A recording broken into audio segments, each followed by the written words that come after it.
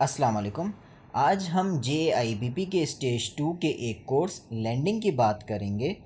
इस कोर्स को स्टेज 2 का सबसे मुश्किल कोर्स कहा जाता है और आप में से बहुत सारे लोग ये कंप्लेन करते हैं कि ये कोर्स पहली अटेम्प्ट में नहीं निकलता और आप लोगों को ये कोर्स प्रिपेयर करने में बहुत मुश्किल होता है। खैर, इसके दो तीन वजूहात हैं कि आप लोगों को ये कोर्स मुश्किल क्यों लगता है।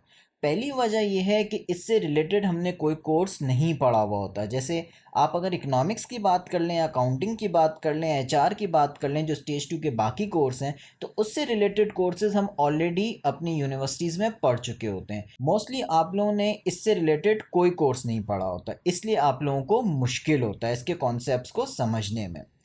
दूसरी बात यह है कि इसमें याद करने वाली चीज़ें बहुत ज़्यादा हैं। सिर्फ प्योर कॉन्सेप्ट्स ही नहीं है। जैसे इकोनॉमिक्स के हम कॉन्सेप्ट लगा देते हैं, इसके अंदर वो चीज़ नहीं है। इसके अंदर बहुत सारी चीज़ें आपको याद करनी पड़ती हैं। तीसरी वजह यह है कि ये स्टेज 2 का वाहिद कोर्स है कि जिसमें से चीज़ें बाहर से भी आती हैं। जैसे आपके प्रूडेंशियल रेगुलेशंस भी जो इसके अंदर मौजूद हैं, उसके अलावा भी आपके आते हैं, प्लस लोन से रिलेटेड भी आपके सवालात आते हैं। तो आप इस कोर्स को जब भी आप तैयारी कर रहे हो, तो मेरी आपसे ये रिक्वेस्ट रहेगी कि आप प्रूडेंशियल रेगुलेशन, जो अपडेटेड प्रूडेंशियल रेगुलेशंस हैं स्टेट बैंक की वेबसाइट को, वहाँ से आप कीजिएगा। प्लस और जितने भी ऑनलाइन लोन से रिलेटेड जितनी भी चीज़ें हैं, उनके टर्म्स हो गए, टेन्योर्स हो गए, जो भी हो गए, उनको भी आप लाजमी याद करके जाइएगा। बहुत फ़ायदा होगा क्योंकि इससे रिलेटेड आपके MCQs पेपर में आते हैं।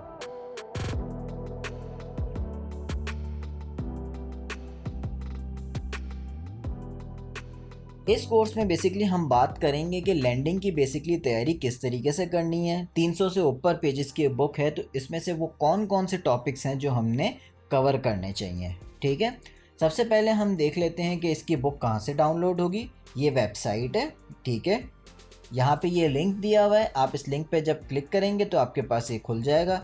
यहाँ पे आपको JIBP के सारी कोर्सेज़ की बुक्स मिल जाएगी। लैंडिंग भी आपको यहीं से मिलेगी, आप यहाँ से इसको डाउनलोड कर लीजिएगा। ठीक है, अब बात करते हैं हम कि इसकी तैयारी किस तरीके से करनी है। ठीक है, इस बुक को 6 पार्ट्स में डिवाइड किया हुआ है। पहले पार्ट को देख लेते हैं। बेसिकली पहले पार्ट में ज़्यादा मुश्किल कोई चीज़ नहीं है, सिर्फ आपको बैंक से रिलेटेड चीज़ें बताई हुई हैं कि बैंक होती क्या है, उसकी डेफिनेशन क्या है, बैंक पैसे किस तरह से बनाती है, क्या काम करती है, लैंडर्स वगैरह के तौर पे किस तरीके से एक्ट करती है। तो ये सारी चीज़ें आपकी पार्ट 1 में आपकी बताई हुई हैं। आप चाहें तो इसको स्किप कर सकते हैं क्योंकि इसमें जो भी लिखा है वो basic knowledge I think so आप में से हर किसी को आती होगी। अगर फिर भी आप लोगों को नहीं आती हो तो मैं ये सजेस्ट करूँगा कि फिर आप इसकी जो डेफिनेशंस वगैरह दी हुई हैं या थोड़ी बहुत इसके अंदर जो दिया हुआ है वो आप इसको हल्का सा गो थ्रू कर लीजिएगा। ठीक है, पार्ट 2 को देखते हैं। पार्ट 2 एक इम्पॉर्टेंट पार्ट है। ठीक है, इसमें सबसे पहले आप ये देख लीजिएगा कि फंडिंग, नॉन फंडिंग फैसिलिटीज़ जो बेसिकली इसके अंदर दी हुई है, ये लाजमी देख लीजिएगा, ये बहुत इंपॉर्टेंट है। इसमें जो भी चीज़ें आपकी एक्सपोर्ट फाइनेंस, इंपोर्ट फाइनेंस, आपका FATR क्या होता है, LCs क्या होती हैं, FIM क्या होती है, ये सारी चीज़ें आपको पता होनी चाहिए। ठीक है, ये एक इम्पॉर्टेंट आपका पार्ट है। ठीक है,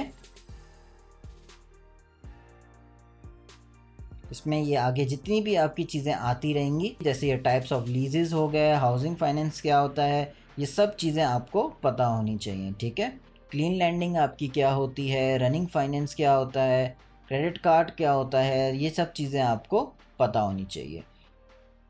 इसी पार्ट के आगे में आपके रेगुलेशंस और प्रैक्टिसेस हैं। बेसिकली ये आपका टोटल प्रूडेंशियल रेगुलेशन से रिलेटेड है, जैसे मैंने आप लोगों को बताया था, लेकिन ये जो है वो अपडेटेड नहीं है। ठीक है, तो ये आपको स्टेट बैंक की वेबसाइट से सारे प्रूडेंशियल रेगुलेशंस अपडेटेड मिल जाएंगे। तो ये सारी चीज़ें आप स्टेट बैंक की वेबसाइट से देख लीजिएगा और ये लाजमी कीजिएगा, इससे रिलेटेड आपके सवालात आते हैं। आगे इसी चैप्टर में आपके प्राइसिंग है। प्राइसिंग में आप लोगों को ये पता होना चाहिए कि क्या क्या आपकी हैं बेस कंपोनेंट्स, आपकी क्या होती हैं, काइबोर क्या होता है, आपके टी बिल्स क्या होते हैं। इसमें आगे आपका रेपोज, रिवर्स रेपोज आपके क्या होते हैं, इसमें आपके क्रेडिट रिस्क आपकी क्या होती है, ये सारी चीज़ें आप देख लीजिएगा। फिक्स और फ्लोटिंग रेट्स आपके क्या होते हैं। तो यहाँ पे आपका पार्ट 2 भी ख़त्म हो जाएगा।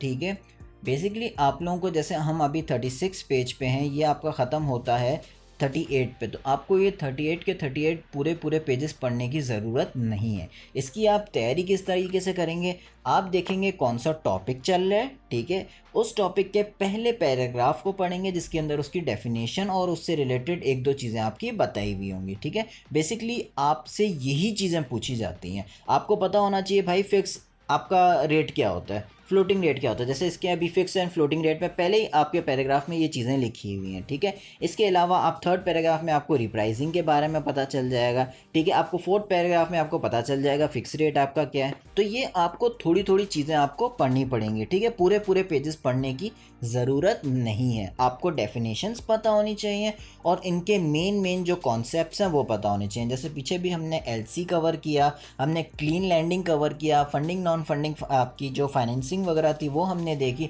तो ये सब आपके कुछ कुछ कॉन्सेप्ट्स पता होने चाहिए। वो है बहुत सारे पेजेस के, लेकिन आपको बेसिकली कॉन्सेप्ट्स और इनकी डेफिनेशंस पता होनी चाहिए, क्योंकि एमसीक्यूज़ में आपको यही चीज़ दी हुई होती हैं। आपके पेपर में आपको 4 या 5 एमसीक्यूज़ दिए हुए होंगे और आपके सिर्फ 2 ऐसे होंगे जो थोड़े से आपको मिक्सअप कर रहे होंगे। तो अगर आपके कॉन्सेप्ट्स क्लियर हैं और अगर आपने पढ़ा हुआ ना, तो आपको समझ में आ जाएगा कि उसमें से राइट आंसर कौन सा होगा, ठीक है। हल्का हल्का सा आप गो थ्रू करेंगे, इंशाल्लाह आपको ये चीज़ें बिल्कुल क्लियर हो जाएंगी और पेपर में आप एमसीक्यूज़ बहुत आसानी से कर लेंगे, ठीक है। तो यहाँ पे ये लेक्चर ख़त्म करते हैं, इंशाल्लाह अगले लेक्चर में मज़ीद पार्ट्स को कवर करेंगे।